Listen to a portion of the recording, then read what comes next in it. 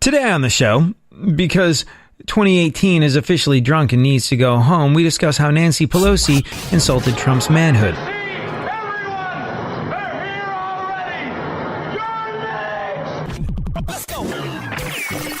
Welcome to the future, where the glass is half full and you'll need new glasses, where you'll be jumping from conclusions. The past is annulled, and a new future is born. Never before in history has so much meant so little to so many. AD on the radio. So because it's the year 2018, this doesn't seem odd at all. It should, but it doesn't seem odd at all that Nancy Pelosi insulted Trump's manhood, saying it was non-existent, and saying that having a meeting with him was like having a tinkle contest with a skunk. Yeah. Did you catch all this? We'll go through it in just a little bit. But this, of course, pertains to the wall. Something that I'm guessing that Donald Trump wishes would just go away. Donald Trump ran on several key points when he became president of these United States of America and leader of the free world. And one of the chief among them was the border wall, border security, the wall with a big, beautiful door in it. Now, he's been held accountable even by people on the right on this one. Who is it? Is it, what the hell is her name? Ann Coulter. Ann Coulter does like a wall tracking thing on Twitter. You see it every once in a while. Today's border wall construction update. Miles completed yesterday, 0. Miles completed since inauguration, 0. Next update tomorrow. So, the wall has become a bit of a bone of contention. It was a contentious thing when Donald Trump was running, and, well, I think he sort of thought maybe it would go away. Do you remember for a second there was an effort to explain that the wall was more of a metaphor than anything else? Like, oh, when we say big, beautiful, a big, beautiful wall with a big, beautiful door in it, we don't actually mean a physical wall. This is just talking about increased border security and making sure that people can get in when people need to get in, but they're going to do it in an orderly and legal way. That's what the wall was all about. Oh, it was a metaphor. You thought we were going to build a wall? No. And people went, we heard you say you're going to build a wall. Build the wall. We voted for you because you're going to build a wall. That's a big part of the reason you're president. And if you think you're going to be president a second time without the wall being underway, well, then you are sorely mistaken. This is the message Donald Trump has gotten when he sort of kind of attempted to skate around the idea of actually physically building a wall. When you say you're going to build a wall, and that's a central theme of your biggest campaign promise, pretty much, people tend to remember that sort of thing. And so he had to engage. Did it publicly. House Minority Leader Nancy Pelosi spoke to Democrats behind closed doors today and said that President Donald Trump's manhood got in the way of their Oval Office meeting in which he threatened to shut down the government if Congress doesn't fund his border wall. She said it's like a manhood thing for him, as if manhood could ever be associated with him, this wall thing. Pelosi, who's odds on to become the Speaker of the House in about a month, made the comments at this meeting of the Steering and Policy Committee after she and Senate Minority Leader Chuck Schumer spoke with Trump at the White House about the border wall and a possible government shutdown. So this, to me, is Donald Trump covering his bases because he's promised a wall. He got elected because of the promise of a wall. He thought people would perhaps forget the wall. He thought he could pontificate about the wall. He thought people on his own side wouldn't so arduously hold him to his promise for the wall, a la Ann Coulter. The wall thing wasn't going away. Nobody bought the idea that the wall was a metaphor. People demanded to see the wall being built. And I think, what did he say? He said something a little while ago about the wall being built. Oh, yeah. President Trump said his beautiful wall is being built, and even his staunchest of supporters knows this is just not true. Centimeter number 1 of the wall has not yet begun. He said this back on the 3rd of April. We've started building the wall. No wall. And like I said, I think he would be pretty stoked if the wall promise went away. Because as it turns out, that's a tough promise to keep. The reality of building a wall is one that is, well, fiscally challenging. The wall has to be agreed upon. The wall has to be budgeted for. And it's going to be a phenomenally expensive thing. And by the way, even if the wall started right now, this very instant, this very second, the border wall, or any kind of border wall that could be in any way, shape, or form effective, probably wouldn't be close to being completed until Donald Trump was pushing up daisies. It's a long process. And so that's somebody else's problem. That's down the road president's hassle to worry about. Donald Trump just has to stretch the game out long enough to get reelected. He wants to be reelected. So he's got to appear to do the right thing. All right? Okay. I'm going to be the magnanimous president that you hope for. I'm going to meet with the opposition. We are going to discuss the wall. And we're going to come to some sort of agreement about the wall. And then we will start on the wall. And if we don't figure that out, I will shut down the government. Yeah. Pelosi said, it goes to show you. You get into a tinkle contest with a skunk, you're going to get tinkle all over you. Oh, okay. At the meeting, Trump was adamant about owning a government shutdown if he didn't get funding for the wall. He said, if we don't get what we want one way or another, I will shut down the government. And so that's a beautiful thing. He gets to say, oh, man, I totally talked to Schumer and Pelosi. They were really difficult about it. I know you want the wall, and I want the wall, obviously, clearly. And I'm going to get you that wall, even if I have to shut down the government to do it. And so this is a way of appeasing people when we look at re-election. I will bet you a significant amount of money that centimeter number 1 of that wall will not be underway. No meaningful progress will be made on that wall before re-election time. But enough will be done, enough paper shuffling and screaming and yelling will be done to make it seem like, oh man, he's really trying. Just, if only people weren't getting in his way. And that's all he needs. That's all he wants. Real radio. 104.1.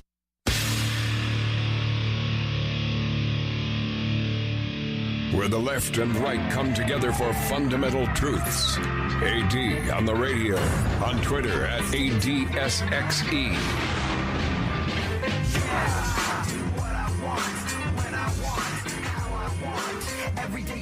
So, you and I discussed this on the show yesterday. The debate over the appropriateness of Baby It's Cold Outside is quickly becoming the debate of our generation. And you know, yesterday, I postulated the idea that I always kind of had a problem with the whole, hey, what's in this drink? I didn't think that they were talking about spiking someone's drink, but I thought they phrased it in an indelicate way that could lead people to maybe misread the situation when they were listening to the song, and they could have done that better. The anger that I got from both sides of the argument was interesting. People saying, I see you're part of the war on Christmas. Looks like you're an early arriver to the war on Christmas. No, I'm not. I just can kind of see how that line could rub people the wrong way. People said, you need to get off the fence. You need to defend Christmas against the war that's being waged on it. I got told that I was part of the war on Christmas, and I was told I wasn't a good enough warrior against the war on Christmas. I just thought that line could easily be misconstrued. Anyways, like I said, the debate over the appropriateness of Baby It's Cold Outside is quickly becoming the debate of our generation. And Dean Martin, a man who sang the song, has broken his silence on it. kind of, sort of. Now, Dean, he's been dead since 1995, but his daughter Dina appeared on Fox and Friends yesterday. And what did she have to say about it? What did she say her father's reaction would be to the whole controversy? Well, you and I will discuss that in just a little bit. First, though, I want to play you something. I want to play you something that'll bring you great comfort in these troubled political times. If you feel like you're tired and bored and fatigued with the world of politics here in America, I want you to know you're not alone. I want you to know that all over the world, people are tired and bored and fatigued when it comes to the world of politics. This is a global phenomenon. Case in point, there was a radio show in Northern Ireland who were talking about Brexit the other day. And, well, there was a caller on hold for a while, I think like 35 minutes. And when they finally got to him, he was so bored of waiting to talk about something he felt like he should have talked about that he'd fallen asleep. He fell asleep on the air. It's actually good stuff. Joey in Bournemouth has been waiting for 35 minutes. And you're going to blame it on me now, are you? No, we believe he's fallen asleep because we think we can hear him snoring. All right? So let's just pump this up and see. That's not fair. We've put the man to sleep. I knew it. Hello, Joey. Shh. Hello, Joey.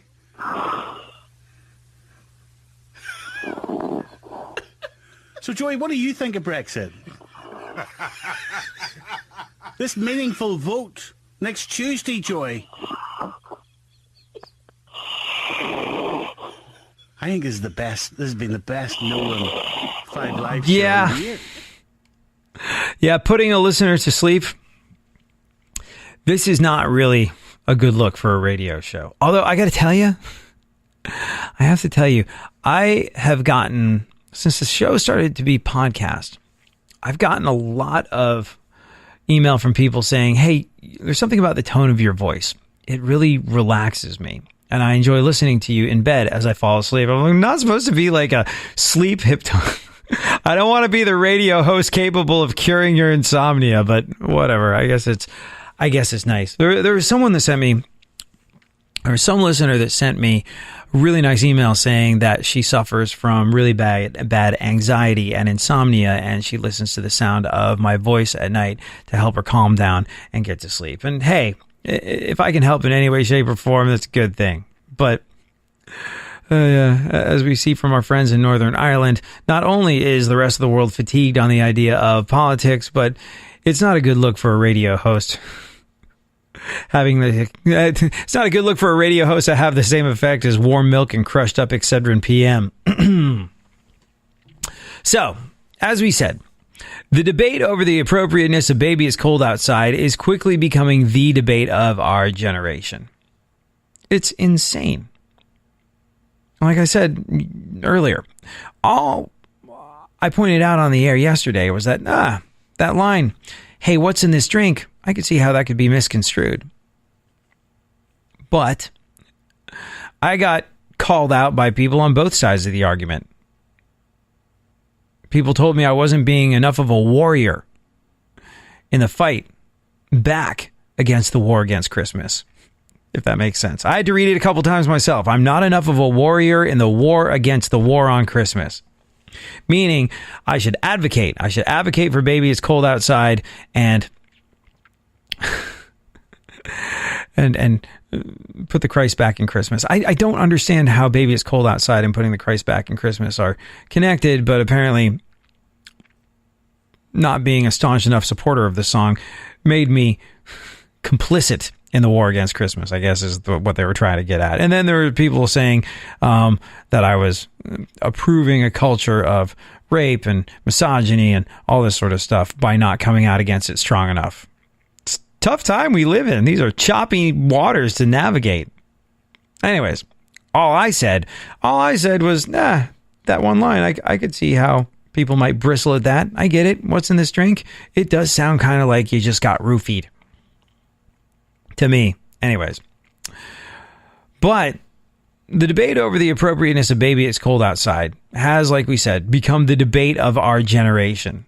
And you know what? I have a feeling we're going to be talking about it next year. Next year, there's going to be some radio station that goes, we're striking a blow for Christmas.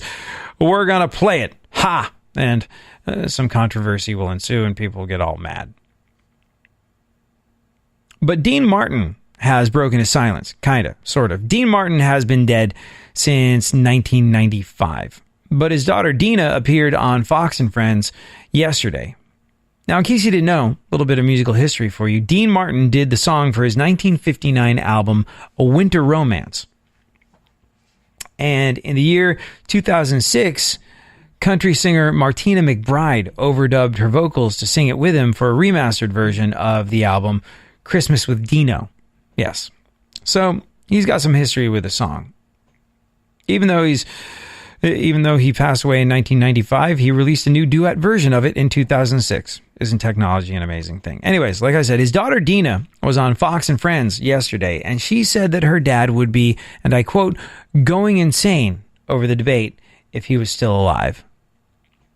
She said, quote, he would say, what's the matter with you? Get over it. It's just a fun song. Because he was so sweet anyway. He was a great guy, a fun guy, nice, and he wouldn't want to do anything offensive. As for herself, Dina says she was flabbergasted over the controversy because it's, quote, a sweet, flirty, fun holiday song. Yes, a sweet, flirty, fun holiday song. I noticed something. I noticed that some of the folks coming out in support of the song,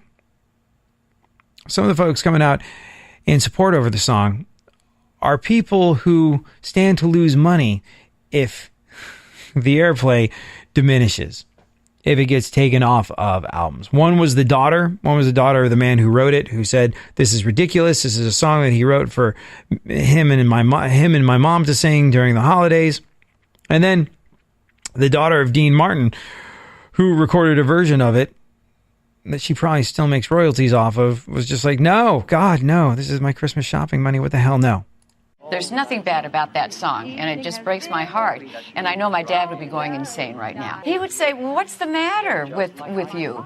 You know, get over it. It's just a fun song. Because he was so sweet anyways. You know, he would never say anything bad about that. Guy. He was a great guy, fun guy, nice, and he wouldn't want to do anything offensive. That wasn't Dean Martin.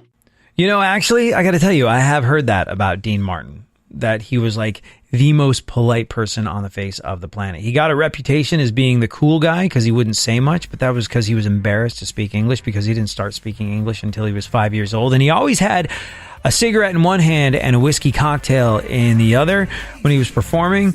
But that whole sauce cool guy act was apparently just that, an act. The booze was actually apple juice. Yep, now we know. And apparently the controversy over Baby It's Cold Outside would have driven her crazy. And now we know that too.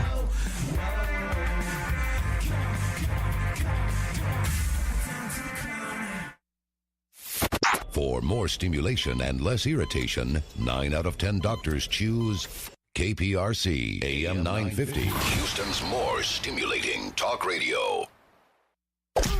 Don't get the blues, get all the news. We mean all of you guys out there in Radio Land. All aboard! He's back. AD on the radio. Give it up, yeah. Give it up, yeah. Bring this on, come on. So I am lucky enough to be joined again by the one and only Shelley Wade, and I wanted to ask you a question, Shelley. Besides, how are you doing?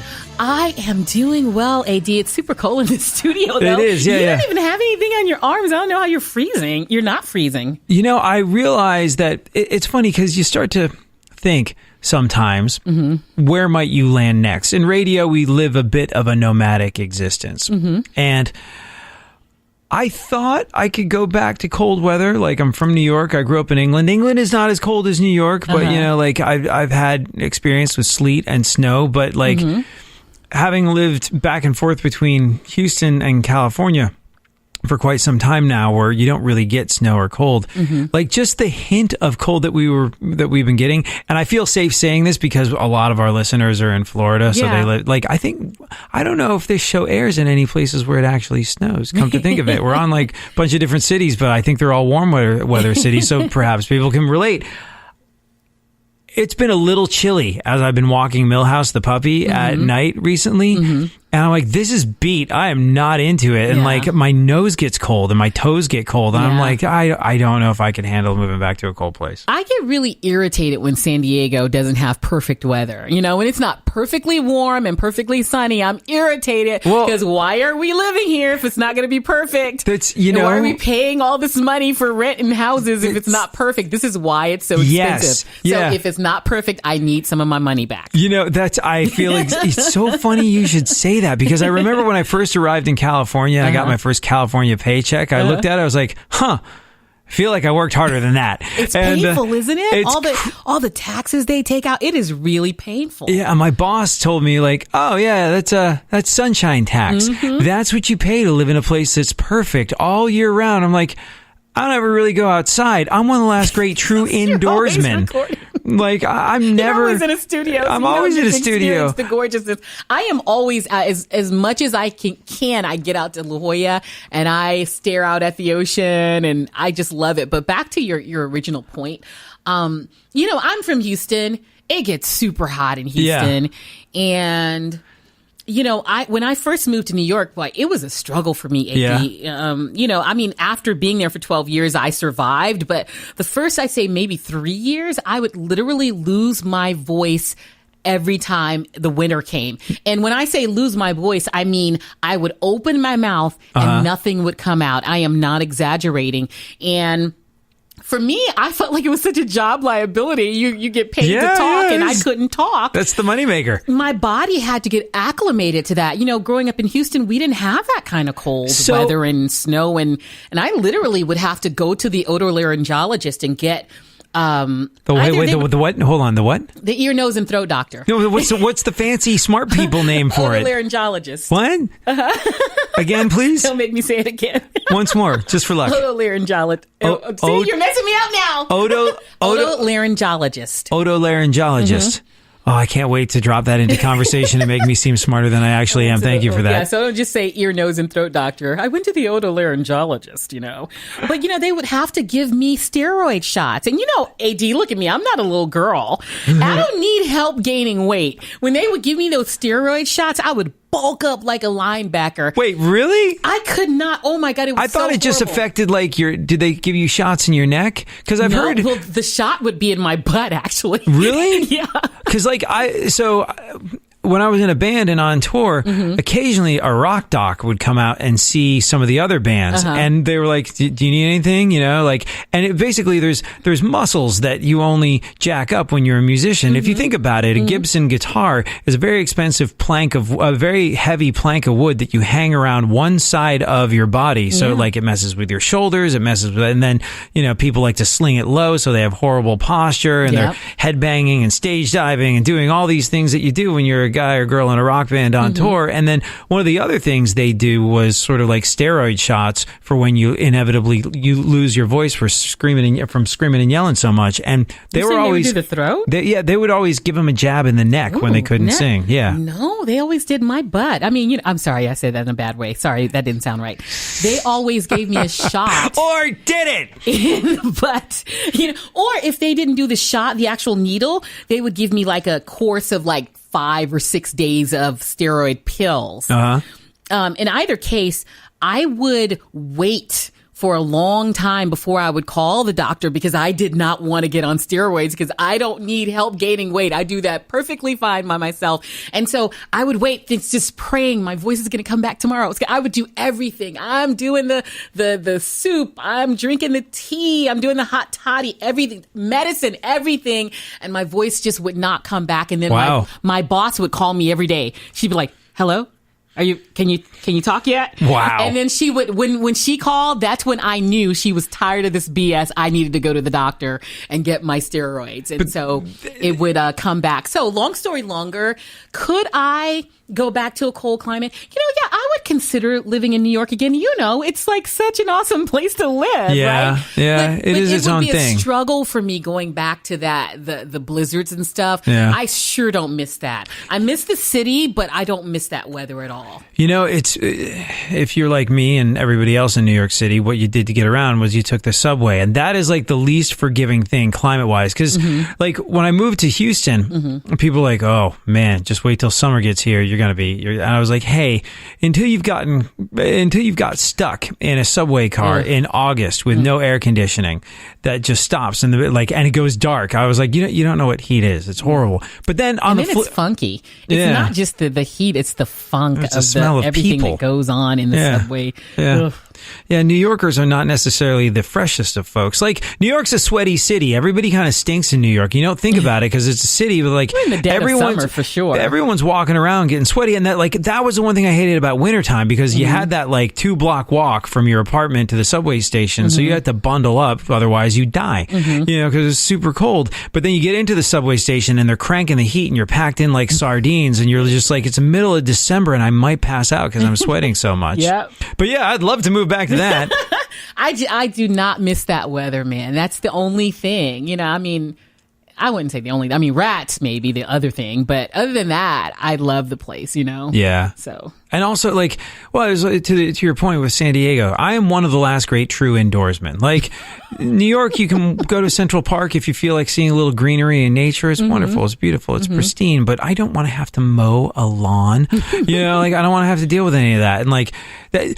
Again, when I got here and they're like, "Hey, that's sunshine tax. That's what you pay to live in a place where it's so perfect year round." I was like, I don't go outside. I'm one of the last great true indoorsmen. What the hell? And so, like, on the rare occasion where I'm not working, I like to spend my weekends face down on the living room carpet watching reruns of Seinfeld. But it always freaking happens. I've got like these shutters on my windows, like what are they called, plantation shutters or something like that, and they don't quite close all the way and keep all the sun out.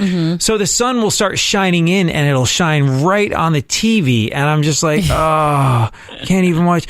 And then I'll be like, oh, I should probably get out there and enjoy that. I'm paying for that. I don't want that. But I don't understand why you would live in a beautiful place like this and you don't get out and just take it all in and enjoy the beautifulness. You know what? I don't understand. I don't have time. And when I do have time, I'm tired. But I do enjoy, like, when I step out of the house and I'm walking Millhouse a puppy and it's a beautiful San Diego day. I'm like, and it's so funny because when I first moved here, people would say, "How you doing?" "I'm doing good. How are you?" "Oh, it's a beautiful day in San Diego." I'm like, "You're 50 years old. You've lived here your whole life. This can't still be interesting." You're not used to. You know what? AT, literally, it never gets old on me. It never gets old for me. I am constantly, every time I go out, oh my God, it's so beautiful. Every day. I've been here for 5 years now, and every day I still go on and on about how beautiful it is. As a matter of fact, you're talking about when you first moved here. When I first moved here, I was constantly out, going on long hikes, I was just out, just taking advantage of the beauty. You used to walk to work. You didn't have a car for a long time. You're like, who needs it? It's beautiful. Yeah, you know, when I moved from New York, I didn't have a car, and then I really wanted to get in shape, so I would walk to work, and I was in some really good. As a matter of fact, you know, I'd lost so much weight, I started looking at myself in pictures, and I was like, why didn't somebody tell me I need a sandwich? You know, because I had gotten so skinny. I was like, oh my God, I needed a sandwich or two. But I was just obsessed with being out in the gorgeousness. And finally one day I talked to my mom and my sisters, and they said, why don't you just sit down and go to sleep one day? I mean, because every time they talked to me, I was on the go. And, you know, I realized, AD, I felt really, if I were sitting at home on a Saturday morning and I would look outside and it was beautiful, I would feel guilty that I'm not out there taking advantage of this gorgeousness. And then I realized, well, it's going to be like this every day. I can't feel guilty every day. I have to rest. And then so, like, probably after a good 2 years, I sat down and I just started resting. Well, you can't do both of those things. Like, I discovered when I moved here, I was really tired from moving, and I went to Balboa Park, and I like had a blanket and sort of like laid down, and I realized I fell asleep in the park, and it was like the breeze was on my face. I was outdoors. It was beautiful, and I told a friend of mine, I was like, I just took a nap in the park. You're like, there's a name for people that sleep in the park. I was like, what's that? He's like, homeless. I was just about to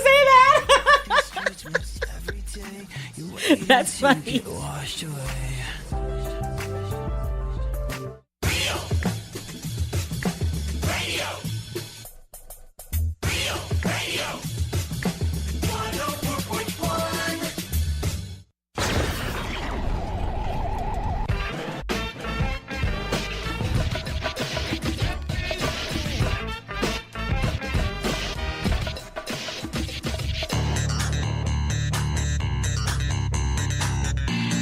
Now, more AD on the radio.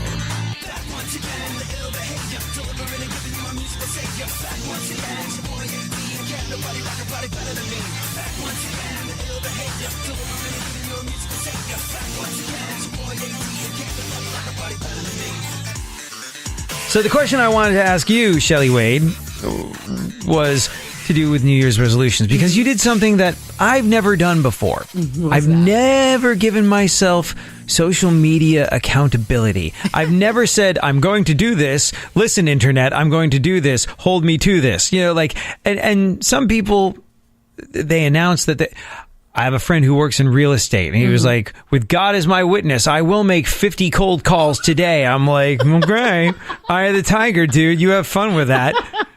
Do you really feel like we needed to know this? But then other times I see people go, I'm going to do this. And whatever this is, people go, we're right there with you. We're going to cheer you along. And so with a guy making 50 real estate cold calls, I suppose it's not really relatable to the rest of us. But, you know, there's other things that are more relatable. So other people can kind of, I guess, provide A, accountability, and B, support. But you put... Was it your New Year's resolution that you put online, or was it just a general determination for your life? You know, I am very hesitant. Now, I am the kind of person, I'm not like all like, what's the word? I'm not like a Grinch about New Year's resolutions. I'm not like, I'm not like against them. But I typically feel like we do set ourselves up for disappointment when we make them. But I like the idea of New Year's resolutions because it just signifies hope. You know, it's like, oh, I'm hoping to be a better version of myself. Right. I like that idea, but I do think that a lot of the times we set ourselves up for disappointment. I don't want to say failure, because I have met the occasional person that will stick to their New Year's resolution. Yeah. Very few and far between, but some people do it. So, to answer your question, I posted that to social media. Now, what I posted to social media, just to keep everybody in the loop, is my sisters and I were just talking when I was in Houston for Thanksgiving. We were just saying how we just want to take better care of ourselves. And we said, let's do it together. My younger sister said, she said she and her daughter, my niece, were going to, do it together. And so my older sister and I were like, we want to join you. Oh, that's nice. So it was their goal to do it for 2019. I don't know that I have like any New Year's resolutions. I know I have hopes for myself to just be a better version of myself for the entire year. Right. I guess that is a New Year's resolution, but I don't want to actually put a label on it because I don't want to set myself up for disappointment. But did you post that online to like... For accountability? Accountability/support, because you can get both of those things. You know why I did it? Because I recently started my new podcast.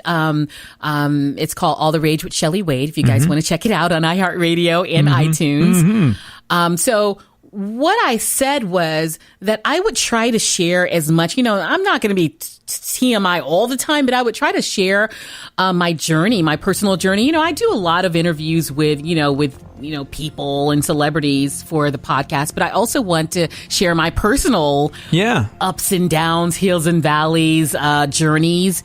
And so I said, okay, well, this is what my sisters and my niece and I are going to do. I'll share this with everyone on the podcast as well. Yeah. So that's why I posted it. So I said, okay, we're going to do this, guys. And if you want to follow along with us, do it with us. Just message me on social media and subscribe and follow the podcast. Subscribe to and follow the podcast so that you can keep up with how well we're doing. I'm hoping we won't have any any problems with it. But, you know, listen, I'm a person that loves to eat. You know me, I'm always talking about food. I'm such a foodie. I love my cocktails. So I'm not saying that I'm never, ever going to have a cocktail again. I'm not saying that I'm just going to be like, oh my God, the vegan person. I'm just saying I'm going to try to do better. Right. And if people want to follow along with that, they're welcome to do it. I don't think I did it for accountability because I feel, and now I have done that in the past though. But this time, I feel like I have the support of my siblings and my niece. And so that's all the accountability I need, but if people want to follow along and do it with me, I'm fine. But I have done it for accountability before. Didn't stick to it, but I did it for accountability. That's good. No, I think that's good. And like, if you're doing it with your sisters and your niece, I think that's probably all the accountability you need. Yeah. So, I mean, look, you're a bit of a media figure and a personality. People see you on the TV. People hear you on the radio. People listen to your podcast. So I think, you know, watching people publicly deal with some of their obstacles or meet some goals or make some changes, I think it makes it relatable for other people. If they can, why can't I? Yeah, listen, I see you've done really well. I mean, you haven't made any big announcement. Hey, you didn't do that I don't think you did it on social media. No. Hey, I'm going to lose weight, but you've done it successfully. So you can definitely do it without, being accountable to people on the internet. And, like I said, when I first moved here and I was really working out all the time and I was really I feel like the best health of my life. And then I started having, health issues. And last summer I had to have major surgery. Yeah. And then my dad passed away last year. So this last year and a half, 2 years have been very difficult for me. Yeah. And I tend to be an emotional eater. So that part of it with being depressed when my dad passed away and then, having had that major surgery, the lack of energy that came with that was just shocking to me. And so I've just gotten off course and now I just want to be the better version of myself so that as I'm getting older, I won't have health ailments because I'm not being active and because I'm not taking care of myself. So I really it's important for me to do it. And so I said, if it's important for me to do it, I'll share it with people who want to follow along as well. Because again, it can, as you said, it can motivate people. Yeah. It can be inspiring. Like I look at you and how well you've done with, sticking to being healthier, and it inspires me, even though you're not constantly talking to me about it. But people just like to have examples. If that person did it, I can do it, Yeah. It's not something that's, that's not reachable or attainable, I gotta tell you, I think that's just not my bag. It's like, here's the thing. I'm not a very health conscious person. I'm really not. Like, I started getting in shape for one reason only. What's that? Depression. Like, what do you mean depression? Depression meaning like I was really, really, I never know how to phrase this. Because I don't like it when people say I've struggled with depression my whole life. But like depression, sort of like doctor-defined clinical depression has been part of my life for a really long time. Yeah. And I have too. I've struggled, and people are always saying to me, "You're so happy all the time." Yeah. But I feel like it's a weird duality. Yeah. It's like, I feel like a happy person, but there are times when depression has been a theme for my life. I think also since I was not since I was a kid, but when in my late teens and early 20s is when it started. But for a number of reasons, we could go into that, but we're not. But I relate to you. It's been a theme for me as well. Yeah, and I think it's what you said is really important because it's it's something that most of us will deal with at least once in our life. Some of us will deal with it all our lives. But my shrink, before I rocketed to middle management at iHeartMedia and had time on my hands, my shrink, when I was dealing with a bout of depression in the past, was like, all right, you got a choice. I could medicate you or you could go to the gym. I was like, what? And he was like, here's the thing. Going to the gym, getting your heart rate up, sweating 2-3 times a week at least, produces a lot of the same results as serotonin reuptake inhibitors like Prozac. Yeah. And I was like, well, that sounds like work. I'll take the medication, please. And he was like, well, here's the thing. I've heard your show. What would it be like if your personality changed? Because that stuff could change your personality. I was like, oh, show pays the mortgage, so I guess I should go to the gym. But like that was the reason I got back into the gym. we are all out of show. You're going to have to come back and talk more about, we're going to have to talk more about depression, yada, yada, weight yada. loss and depression and your goals and how you're doing. And we'll all hold ourselves accountable.